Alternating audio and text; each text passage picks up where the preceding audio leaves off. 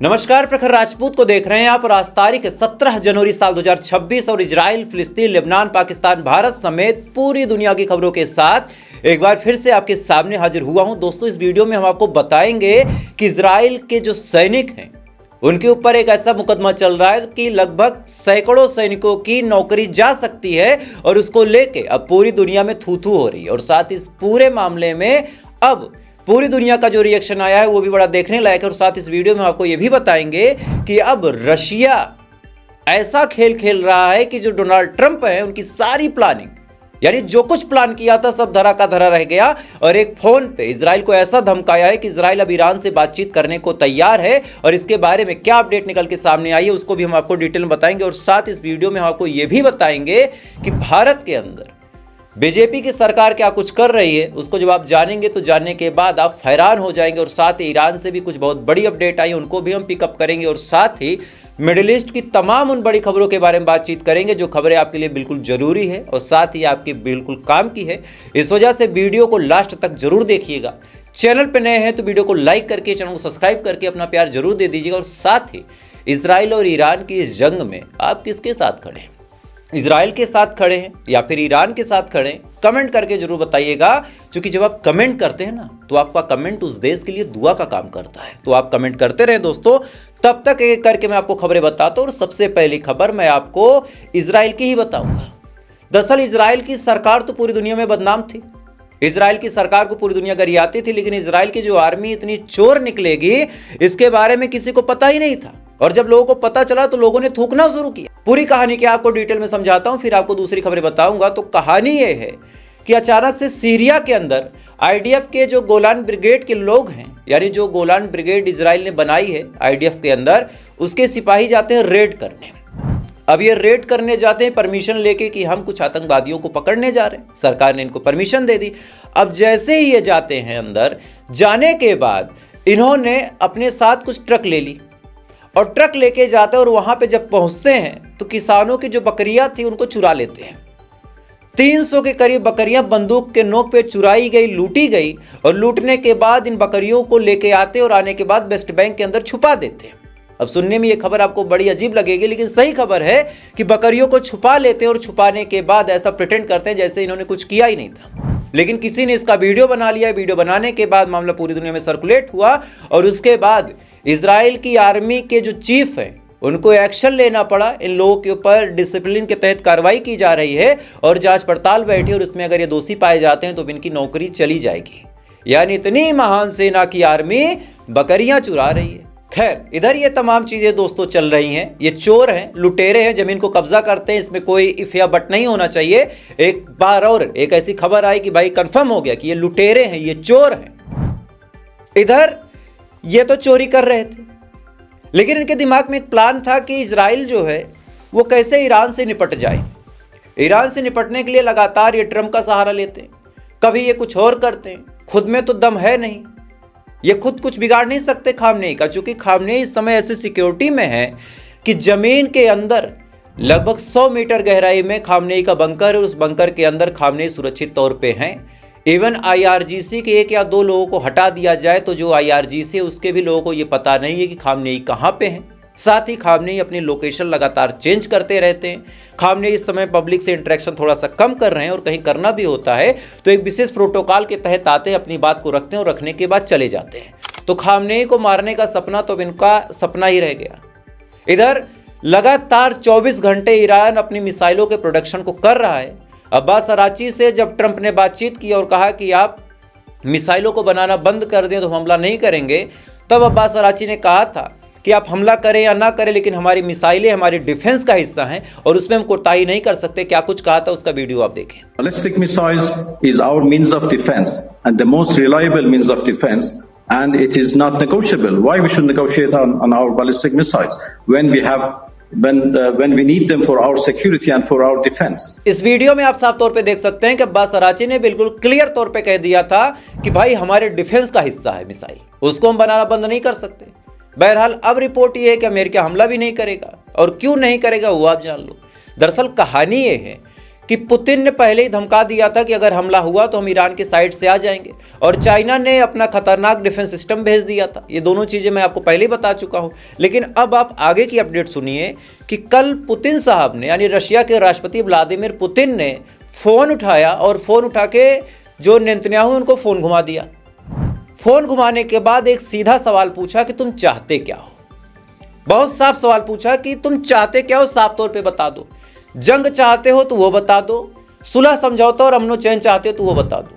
अब ये सवाल जब पूछा गया तो इस सवाल के बाद क्या हुआ कि इन्होंने बोला कि भैया ऐसा है, हम सुलह समझौता और अमनो चैन चाहते हैं, हम चाहते हैं लड़ाई झगड़ा ना हो, सब लोग प्यार से रहें। अब ये बात ये क्यों बोले वो आप जानो। पहले इनको लगा था कि अमेरिका हमला करेगा, लेकिन अमेरिका जब पीछे हट गया, बैकफुट पे आ गया, तब इन्होंने क्या किया कि खुद को, अपने आप को सेफ जोन में रखने के लिए इन्होंने अमनो चैन की बात शुरू कर दी। चूंकि जब आदमी लात खाने की कगार पे हो तो अमनो चैन की बात करता है। अब इजराइल लात खाने की कगार पे कैसे हो भी आपको 2-3 मिनट में समझा देता हूं, लेकिन अभी के लिए आप जानिए, जब पुतिन ने फ़ोन किया तब इन्होंने बड़े प्यार से कहा कि हम तो अमनो चैन चाहते। तब इन्होंने कहा कि ऐसा है, मैं मीडिएटर बनने को तैयार हूँ, मैं तुम्हारी और ईरान की बातचीत करवाऊंगा, लेकिन तुम्हें फिर अमेरिका की बात नहीं सुननी पड़ेगी। अब आप सोच के देखिए कि नेतन्याहू ने क्या कहा होगा। बहुत सारे लोगों के जहन में आ रहा होगा कि नेतन्याहू मना कर दिया होगा और नेतन्याहू ने कहा होगा कि नहीं, हम बातचीत नहीं कर पाएंगे और ट्रंप के खिलाफ नहीं जाएंगे। लेकिन ट्रंप इतना बुज़दिल निकलेगा, इसके बारे में नेतन्याहू को भनक नहीं थी। जब भनक लगी तब नेतन्याहू भी सेफ खेल गया और उसने कहा कि ठीक है, हम बातचीत करेंगे। इसके बाद अभी 2-3 घंटे पहले ही पजेस्कियन को पुतिन ने फ़ोन किया है। फ़ोन करके जो बातें नेतन्याहू से हुई, उस सेम बातें पजेस्कियन के सामने रखी गई हैं और पजेस्कियन से पूछा जा रहा है। हालांकि पजेस्कियन का क्या रिस्पॉन्स है वो क्लियर नहीं है, लेकिन सीज फायर करने को, डील करने को इजराइल तैयार हो गया, यानी इजराइल डर गया है। एक चीज पजेस्कियन क्या बोलेंगे आपको अगले वीडियो में बताऊंगा, लेकिन अभी के लिए जानिए कि सरेंडर मोड में आ गया इजराइल। इजराइल ने सरेंडर कर दिया है, लेकिन इसके बावजूद भी अभी मैंने आपसे कहा था ना कि इजराइल के ऊपर खतरा मंडरा रहा है और कैसे ये लात खाने वाले। तो आप सुनिए कि भारत की सरकार ने एडवाइजरी जारी की है और एडवाइजरी में लिखा है कि कोई भी इंसान हो, अगर वो इजराइल के दौरे पे जाना चाहता है तो थोड़ा सा रुक जाए। मतलब इजराइल वो जाना चाहता हो तो ना जाए, जाने से बचे। भारत के मंत्रालय ने एडवाइजरी क्यों जारी की? जब इजराइल में कोई खतरा नहीं है, इजराइल में तमाम चीज़ें बिल्कुल सेफ हैं, इजराइल का आयरन डोम है, इजराइल पे कोई हमला नहीं होने वाला है, तो फिर भारत के मंत्रालय ने ये बात क्यों बोली? ऑब्वियस सी बात है, जब किसी देश पे हमला होने वाला होता है या फिर उस देश की स्थिति खराब होती है, तभी हमारा देश, जैसे ईरान पे हमला होने वाला था, तब भारत ने ईरान के अंदर रह रहे भारतीयों से कहा कि आप लोग निकल जाओ।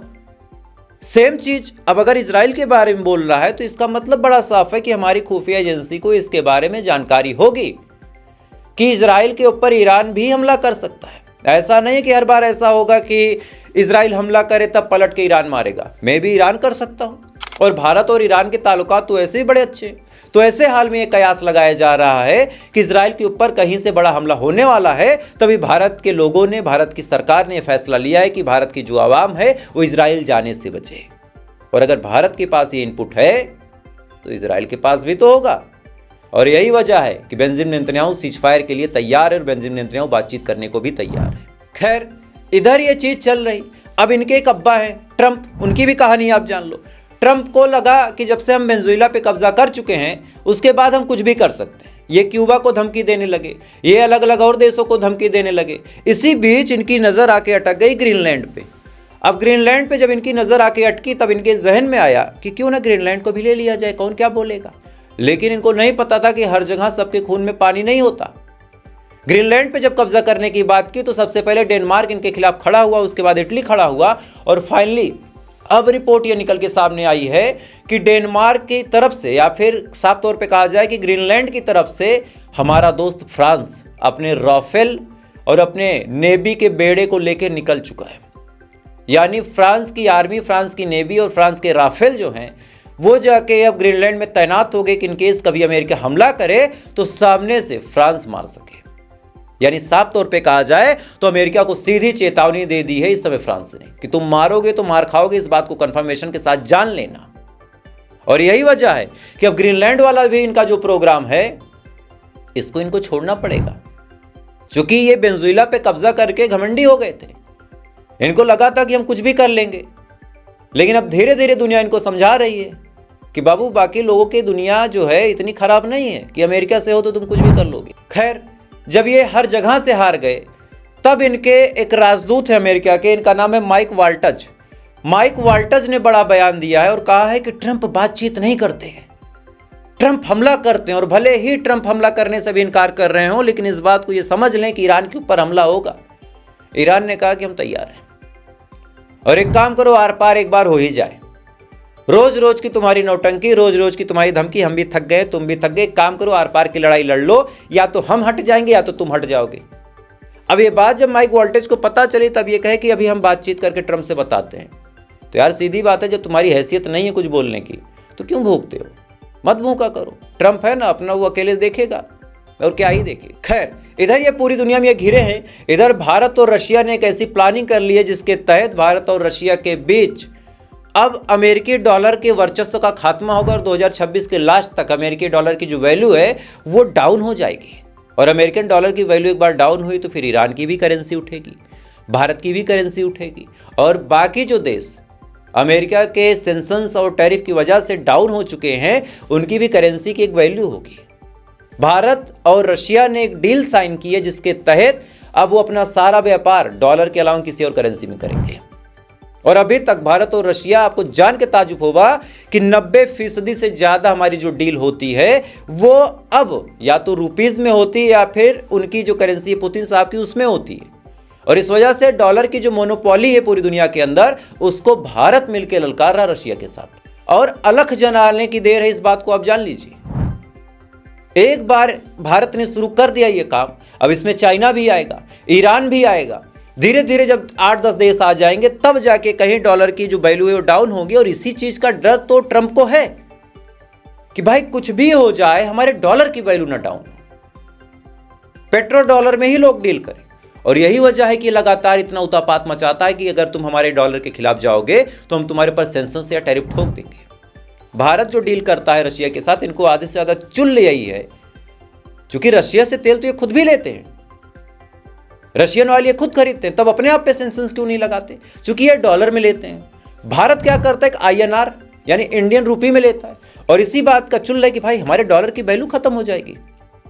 और यही वजह है कि भारत से किलसता है। भारत से किलसने की सबसे बड़ी वजह यह है कि हम डॉलर में बात नहीं करते रशिया से, और ट्रंप चाहता है कि डील चाहे जो करे सर्कुलेट हमारा डॉलर हो, तब हमारे डॉलर की वैल्यू होगी। खैर, इधर ये चीज चल रही है। इधर इजरायलियों का क्या हाल है एक बार उसको जान ले, सुनने के बाद आप फंस जाएंगे। स्पेन के अंदर कुछ इजरायली घूमने गए थे, टहलने गए थे, छुट्टियां मनाने गए थे, और एक रेस्टोरेंट में आराम से बैठ के खा पी रहे थे। इन्हें लगा कि यार फिलिस्तीन के अंदर हम जो कुछ करके आए हैं उससे क्या फर्क पड़ता है, जमीन कब्जा की है, पैसे कमाए हैं, जैतून और बकरियां हम चोरी करने में एक्सपर्ट हैं ही, तो एक काम करते हैं घूमते हैं।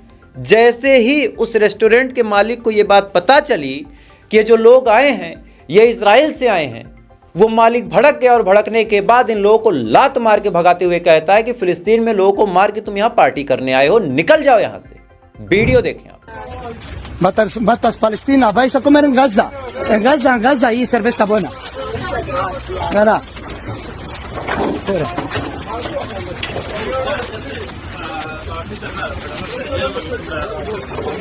Hijos de puta, matan gente, vienen a hacer vacaciones. Fuera de aquí. ¿Qué hace estos zapatos? ¡Viva no! ¡Viva Palestina! ¡Libre! ¡Viva Palestina! ¡Libre! ¡Libre! ¡Libre! ¡Labbaik ya Nasrallah! ¡Labbaik ya Nasrallah! ¡Fuera! ¡Fuera! ¡Fuera de aquí! Llévalo, llévalo. Pago yo. Pago por ti. Nosotros pagamos por vosotros. Por vivir en nuestra tierra. ¡Fuera de aquí! Israelí. ¡Sionista! ¡Fuera de aquí! इस video में आप साफ तौर पे देख सकते हैं कि किस हिसाब से उस आदमी ने भगाया है। और यही इजरायलियों की इज्जत पूरी दुनिया में बाकी है दोस्तों, यही इज्जत, क्योंकि इन्होंने जो कमाया है, जो बद्दुआएं लोगों की कमाई है, अब उसको इनको खर्च करना पड़ेगा। जो बद्दुआ कमाई, अब रुपया कमाते हैं तो रुपया खर्च करते हैं, उसका उपयोग करते हैं, तो बद्दुआ कमाई है ना, तो बद्दुआओं का भी उपयोग करना पड़ेगा। कदम कदम पे आपकी बेइज्जती होगी, कदम कदम पे आप जलील किए जाएंगे, इस बात को याद रखिएगा। खैर, इधर अब आपको भारत की एक ऐसी खबर बताता हूं जिसको सुनने के बाद आज आप हंसेंगे। भारत की सरकार अक्सर एक चीज का उपयोग करते है और उसका नाम है ईडी। ईडी का नाम आपने सुना होगा, ईडी, सीबीआई, ये सब चलता रहता है। हर आदमी के घर पे ईडी का छापा पड़ जाता है।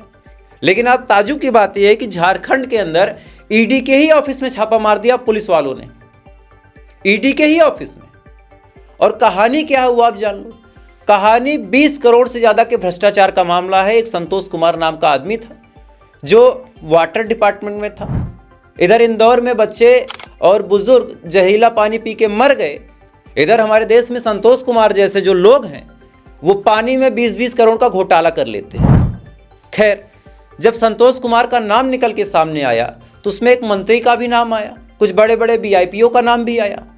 अब इसी को लेके कोई किसको बचा रहा, कोई किसी को प्रोटेक्ट कर रहा, कोई बयान बदलवाने की कोशिश कर रहा। इसी बीच पुलिस और ईडी आमने सामने खड़ी है। खबर पुलिस को यह लगी कि ईडी के ऑफिस में कुछ हाथापाई हो गई।